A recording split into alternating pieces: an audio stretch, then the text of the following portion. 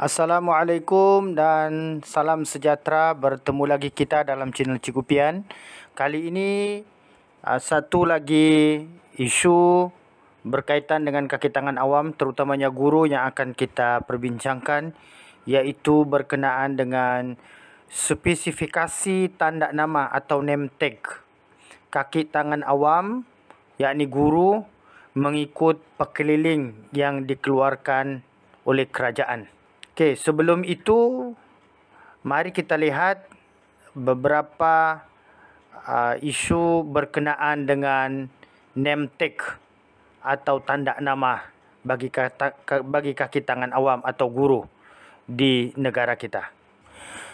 Pemakaian tanda nama begitu sinonim dengan kaki tangan awam, terutamanya bagi penjawat guru. Sehingga kan sekiranya anda memakai tanda nama di luar rumah, maka sudah pasti sangkaan pertama orang ramai yang melihat anda adalah seorang cikgu. Namun begitu, terdapat beberapa jenis tanda nama yang dipakai oleh guru atau penjawat awam lain dalam pelbagai versi, dalam pelbagai saiz, dalam pelbagai bentuk huruf dan juga dalam pelbagai bentuk atau desain. Namun sebenarnya hanya satu sahaja format atau bentuk name tag atau tanda nama yang menepati pekeliling yang telah ditetapkan atau yang telah dikeluarkan oleh kerajaan. Biasanya kalau kita perhatikan name tag yang dipakai oleh kaki tangan awam seperti guru, ada beberapa kesilapan yang sebenarnya tanpa disedari dilakukan oleh mereka yang memakai name tag atau membuat name tag atau tanda nama ini. Pertama sekali, kesilapan yang kita boleh lihat ialah ada name tag atau tanda nama yang mempunyai dua perkataan. Okey, misalnya Siti Sarah. Okey, ataupun Dayang Fatimah. Ada dua perkataan yang digunakan. Yang kedua, kesilapan yang sering kita lihat yang dilakukan tanpa disedari oleh guru dan kaki tangan awam yang lain ialah mereka membuat tanda nama menggunakan ejaan Rumi dan Jawi. Okey, Rumi dan Jawi. Yang ketiga, kesilapan yang kita dapat kesan ialah ukuran yang tidak tepat. Tidak ada saiz ataupun ukuran yang dibuat dalam pelbagai saiz. Ada yang kecil dan ada yang besar. Kemudiannya, kesilapan yang kita dapat kesan juga ialah yang keempat, meletakkan logo sekolah atau jabatan. Dan yang terakhir, ada tanda nama yang diperbuat daripada besi. Ini ada 5 kesilapan ataupun kesalahan yang tanpa kita sedari yang kita lakukan apabila membuat tanda nama atau name tag. Okey, untuk menyeragamkan pemakaian dan penggunaan tanda nama ini, sebenarnya kerajaan sudah mengeluarkan peraturan-peraturan sejak 1983 lagi. Dan ianya termaktub dalam pekeliling yang dikeluarkan oleh Jabatan Perdana Menteri bertarikh 14 Oktober 1983. Mari kita lihat pekeliling ini. Okey, ini ialah surat pekeliling yang dikeluarkan oleh Jabatan Perdana Menteri bertarikh 14 Oktober 1983 dengan nombor rujukan 17479/14.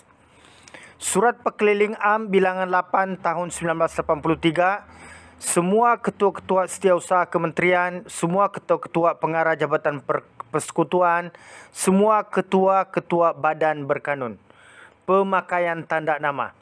adalah diperhatikan bahawa semenjak kaki tangan kerajaan dan badan-badan berkanun memakai tanda nama sebagai satu daripada usaha untuk meningkatkan perkhidmatan awam, khasnya dalam bidang perhubungan awam, berbagai cara dan warna telah digunakan.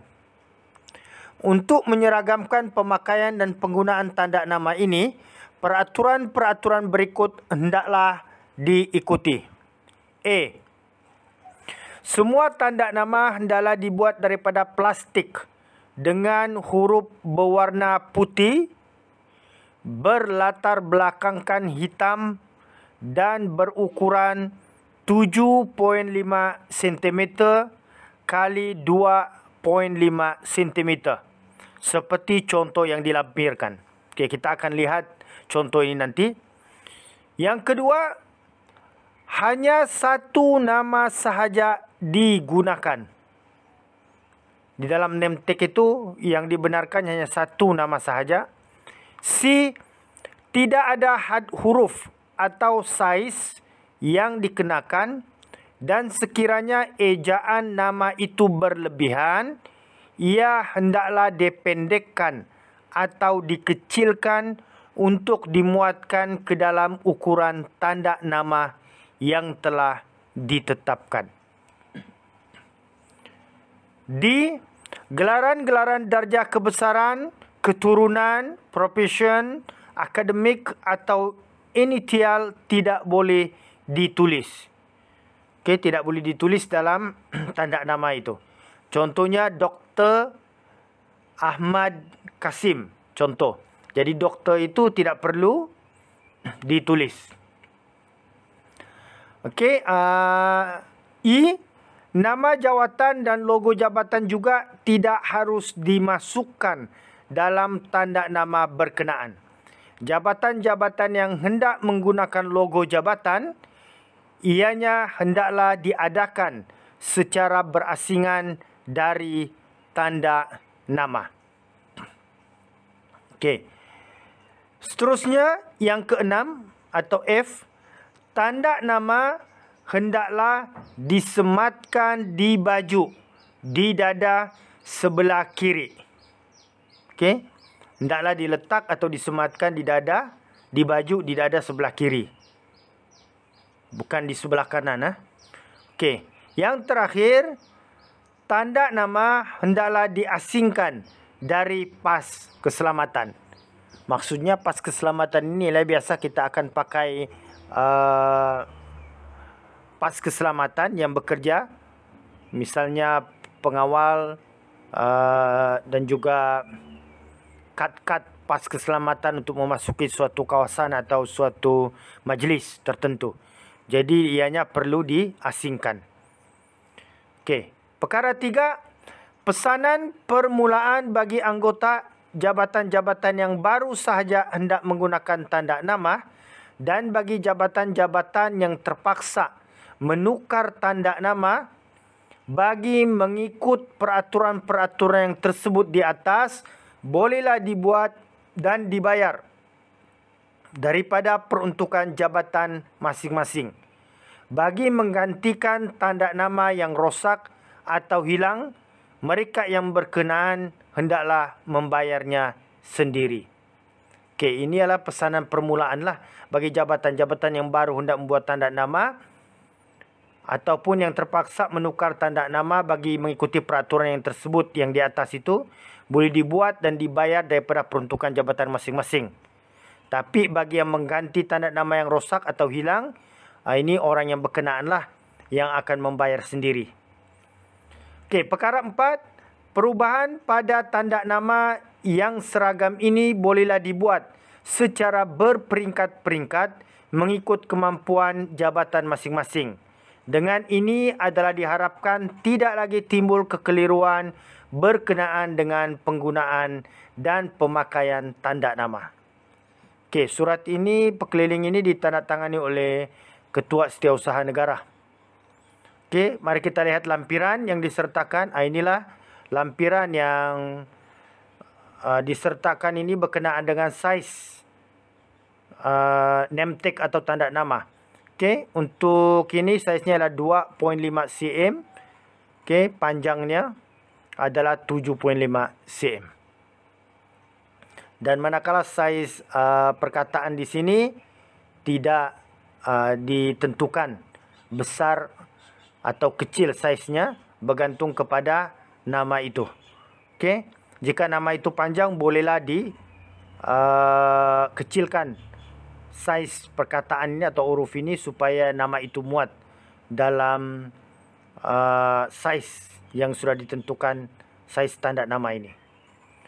Okey, selepas ini kita berharap supaya ada penyelesaian ataupun penyelagaman tentang penggunaan tanda nama atau name tag bagi kaki tangan awam, seperti yang termaktub dalam Surat Perkeliling Surat Perkeliling Am bilangan 8 tahun 1983. Okey, itu sahaja perkongsian kita pada kali ini. Semoga memberi manfaat. Dan jangan lupa like, share dan subscribe. Bunyikan loceng untuk mendapatkan isu-isu berkaitan tentang pendidikan dan juga isu-isu semasa di channel Cikgu Pian ini. Sampai kita berjumpa lagi. Salam hormat. Assalamualaikum warahmatullahi wabarakatuh.